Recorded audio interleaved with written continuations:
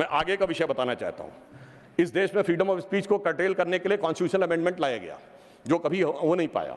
वो था post office amendment bill 1986, जिसमें यह अधिकार सरकार ने लिया था कि वो जिसकी चिट्ठी चाहे खोल के पढ़ सकती है और उसमें आपत्तिजनक हो तो उस पर कार्रवाई कर सकती है। जैसे कोई आज ये कहे कि व्हाट्सएप, ईमेल, मैसेज आपके कोई भी सरकार पढ़ सकती है और पढ़ने के बाद कार्रवाई कर सकती है, वो तो भला हो ज्ञानी जैल सिंह जी का, जो उस समय राष्ट्रपति थे, जिन्होंने उस संवैधानिक व्यवस्था का उपयोग किया कि उन्होंने उसे वापस ही नहीं किया, इसलिए वो कभी वास्तविक अर्थों में आ नहीं पाया। दूसरा, मैं राजीव गांधी जी के समय का कोट करना चाहता हूं। 29 अगस्त 1988 को एंटी डिफेमेशन बिल आया, यानी कोई सरकार की आलोचना करेगा तो उस पर कार्रवाई होगी, मगर उस समय प्रबल विरोध के चलते हुए वो नहीं हो पाया।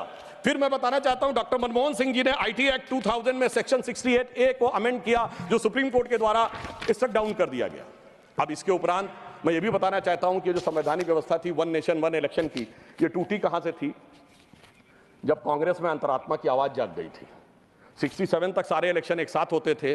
फिर एक ऐसा विचित्र हुआ कि अंतरात्मा की आवाज जागी और उस पार्टी की प्रधानमंत्री इंदिरा जी ने अपनी ही पार्टी कैंडिडेट नीलम संजीव रेड्डी जी को चुनाव हरवा दिया। मुझे लगता है ऐसा विचित्र संवैधानिक उदाहरण भारत